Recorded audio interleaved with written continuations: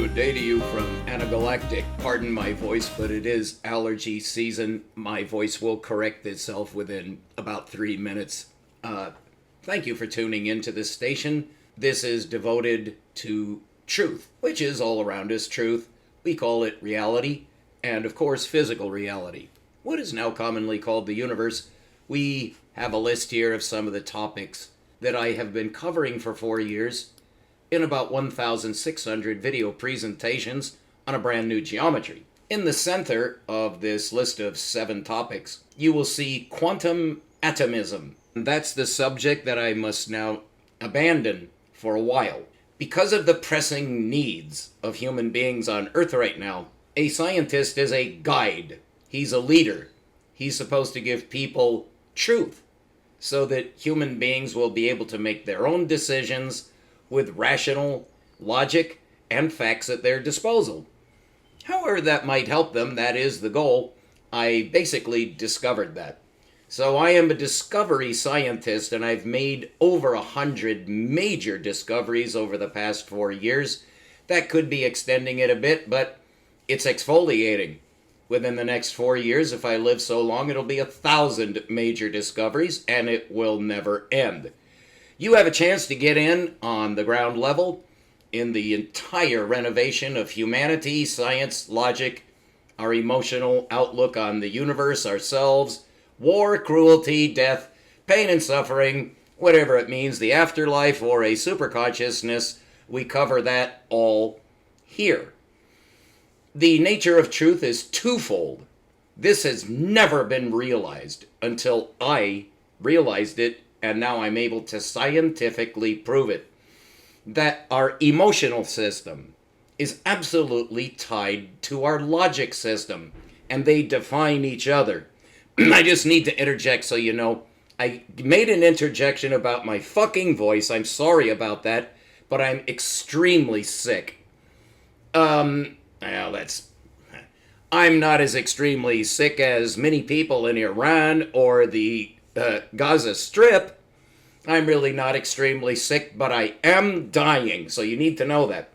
These are to curtail the crippling, paralyzing arthritis that I've had for a month. Ever since it got down below freezing here in Northern California, I've had arthritis for the first time in my life. I can't walk. I can't get out of bed. I have to wait several hours. Of course, I managed to get to the toilet. But some mornings I don't know how I do it. I scream in order to force myself out of bed, otherwise it's pee in the bed. And then I cry as I hobble towards the toilet. I've just learned to keep all drawers ajar, all doors ajar. I can't turn a knob. I don't have a car. I don't have a bicycle. I ran out of money, and my power will be turned off in 12 days. So that's the situation here. But I thought you should know why I'm wearing these strange gloves. I don't want your money. I couldn't care less if I live or die. However, that's an exaggeration, as you know, but it's meant to make a point. So what I do is top-notch science, cutting-edge science. I often claim that I'm the greatest scientist who's ever lived, certainly in modern times. I can prove every statement I make. Nobody gives a fuck. That's too bad. For me and for you. But if you're tuned in, you will be rewarded, of course. All my videos, Alex would say that. Let's watch a viddy. Quantum atomism is quite simple. It's the quantum of gravity. I discovered that. So we also have talked about the collapse of the wave function. The only problem left to solve in physics is the collapse of the wave function. No less than Paul-Adrien Maurice Dirac made that statement. I read his book. I agree with him, so I solved it. So I got it. All of this is based on a brand new number system that nobody ever saw right under their own fucking noses. So your scientists are now insane and retarded. So I'm not.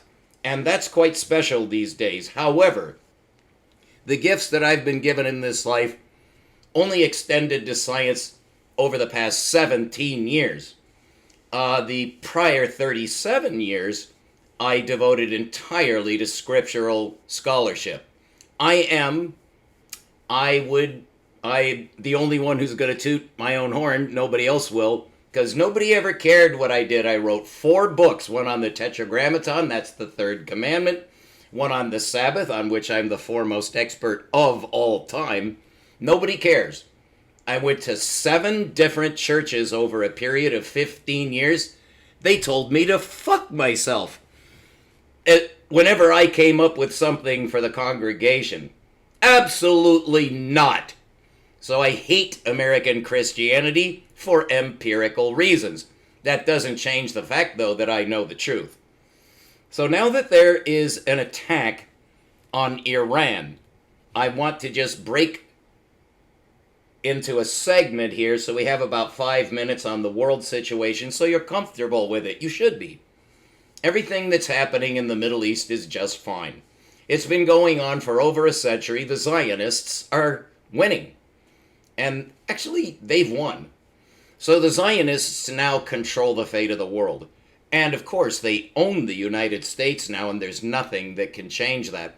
So you need to know what the Satanists, and if you don't like that term, that's too bad. You need to step up to my level. You don't like the word Satan? It's because you're an idiot, okay? You need to listen to me now. So the Satanists, who are in control of the United States and Israel, have decided on long-term strategy. If you're interested in keeping up with a war because you're bored stiff and you have no hope in your own life, and you'll do anything just to be entertained, even if it's with war, Glenn Diesen is the best. GLENNDIESEN. He produces at least 2 videos a day now. He is by far the best commentator on the war against Iran.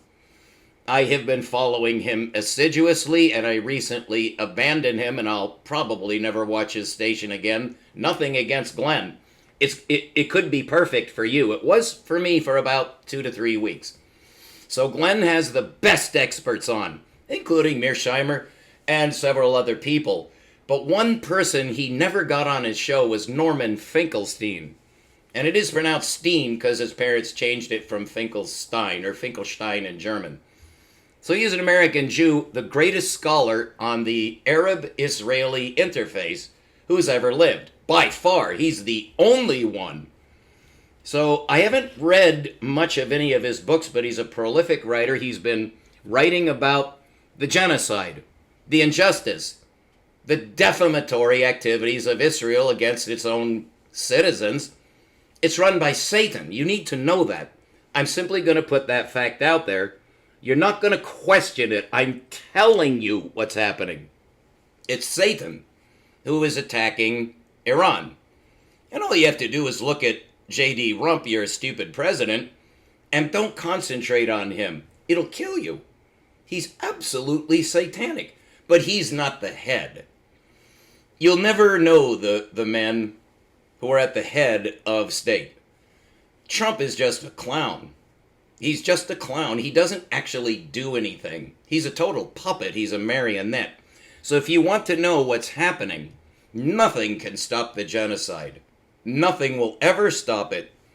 And you might wonder, Scott, since you know so much about prophecy, more than any other man who's ever lived, since you are an expert on prophecy and can guide us, I don't expect you to accept this, nobody ever has, but it is true. What do you say? What does prophecy tell us about what is happening? God, the Lord God, Allah, the Blessed One, blessed be his name forever in every language, everywhere. Allah, the One, who has no peer and has no sons or daughters. He's alone. That's Islam. That's the only true religion right now. It completely embraces Christianity, which is now absorbed into its true religious context, which is Islam and only Islam. Christianity really got founded when Muhammad was given the Quran by Gabriel, who is an archangelos. Now, all of this may sound strange to you. I hope you're an adult. I hope you're not a shithead. I hope you're not an atheist, or just turn this off. You're doomed. Once you're an atheist, nobody ever comes back from that. So I hope you haven't gone that far. Now, what's actually happening in the concerted attack by the United States and Israel upon Iran? I will tell you what the experts say. I only desisted listening to Glenn Deason's station, which is named by his name, so it's easy to find.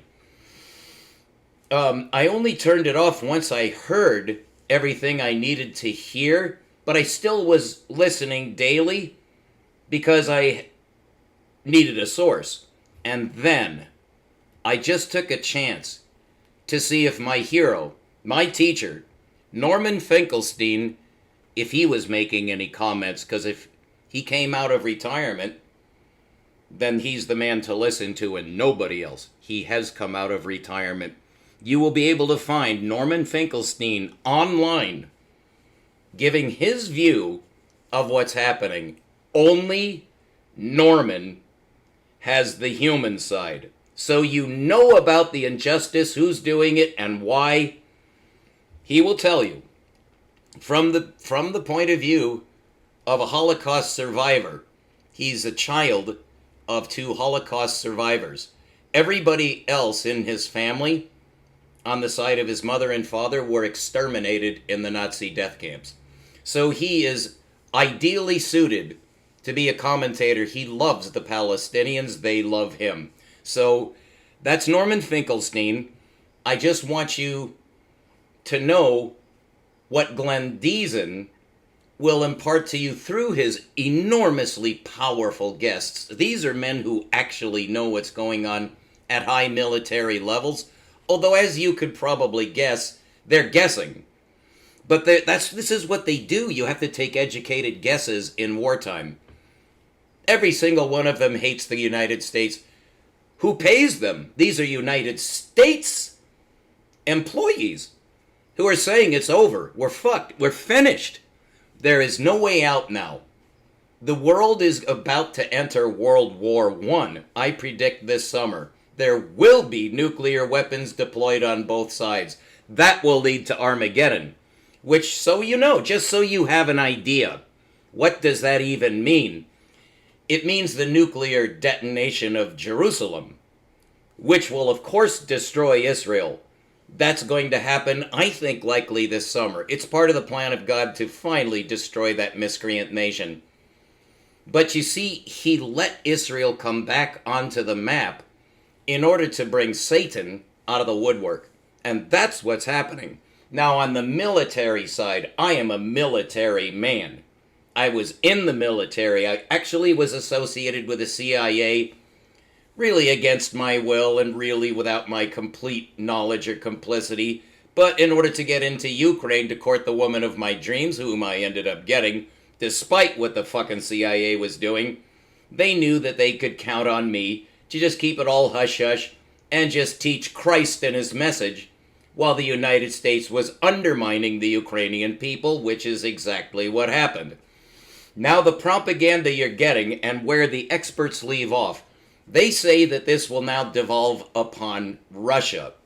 That was about 3 to 4 weeks ago. They're saying Russia will get involved. Probably Russia will have to do something. They've changed their tune, and over the past 2 weeks, they've switched to the correct answer. Satan, by which I mean the United States and Israel, that's Satan. There's no real word, unless you use the scriptural term, that's the beast. Actually, the United States is the beast, and Israel is the whore, because I think you know what a whore is, but this is in a religious context. The Israelis are absolutely hateful and hated by heaven. I could get in trouble for saying that, but I didn't say Jew, I said Israeli, so that's okay. Because it's a nationality, you're allowed to say whatever you want against a nationality, but not against a specific kind of people, which I never do. If you blame the Jews, you're just like Hitler. Nobody should say Jew. It's not even a real term. They're Israelis. They're European immigrants who ended up European invaders and then European oppressors, and now they're satanically genocidal because that is how things happen. But what the whore wants, I'll just say beast for the United States and Israel because I think that sounds nicer on a public station. I do always try to be aware that children might be listening, although it's highly unlikely. But youth who are easily influenced by demagoguery or just a crazy sounding man, I try to avoid that. It's very difficult to do. And Norman Finkelstein points this out as well. When your enemies are raising their voices to drown you out, perhaps in an open debate, which has happened to Norman practically every single time, the Zionists are absolutely ruthless. You have guys like Dershowitz, who is basically Satan's. Well, I can't really say that. You see, Norman got into extreme trouble by attacking Alan Dershowitz, who is. He is who he is. I'll just say, I am allowed to say if I hate a man for some reason. I hate Alan Dershowitz. Absolutely hate him. But I absolutely love Finkelstein. So this is a war to the death between the forces of good and forces of evil. But if you're talking about the United States, you're not talking about a religious entity. Where's the religion in all this? It's Islam. As I began by saying, Islam is the only form of Christianity left on earth. The Protestants and Catholics are absolutely taken by Satan. If you don't know that, I'm an expert. I'm just telling you. I've worked at this all my life. I've been given complete insight. You don't trust me. You have no other source. So you go ahead and guess. But what the experts are now saying about what the beast is doing, long-term strategy, after the closure of the Straits of Hormuz, obviously Iran is fully capable of defending itself. There will be no quick end to the war. How is this falling out? How is Satan responding to this? Because Satan knows exactly what's going on. Everything is coordinated, is going like a ballet. There have been no hitches so far in the strategy of the beast because there's nothing to oppose the beast. Because Islam is complacent. Islam is peaceful. Islam does not wage war. Islam is God's idea of a good people. They replaced the Israelis, you understand. God has children. He needs a people he wants to call his own. He had to destroy his own nation of Israel, and now he's allowed Satan to revive it. Under the banner of Satan, of course, which is perfect. And you can see it's working out extraordinarily well. The Israeli Zionists are all set to raise the Dome of the Rock, I think it's called the Dome of the Rock Mosque, which dominates Jerusalem because there is no temple and there never will be. But they're going to try to rebuild the so-called Third Temple. That will never happen. They'll be nuked first. But what's going to happen strategically, I'll just say the United States because you're familiar with that term, but it's the United States under the control of the Zionists. So what the United States is now targeting, they've been attempting to target for decades, and that's China. China is now the world leader, the world military leader. The United States has fallen to second place. Probably Russia is third. Iran isn't even on the map. It doesn't have a military compared with the three big powers. China. Now you can't discount India. But India is not really in prophecy, and really neither is China. So this is my extrapolation, but I'm the world's foremost expert on this, so my opinion counts more than anyone else's, because I have more facts, and I think more clearly. The United States has to attack China, but it can't do so openly because it would lose. China is it is in overdrive, gearing up. It has such massive military capacity.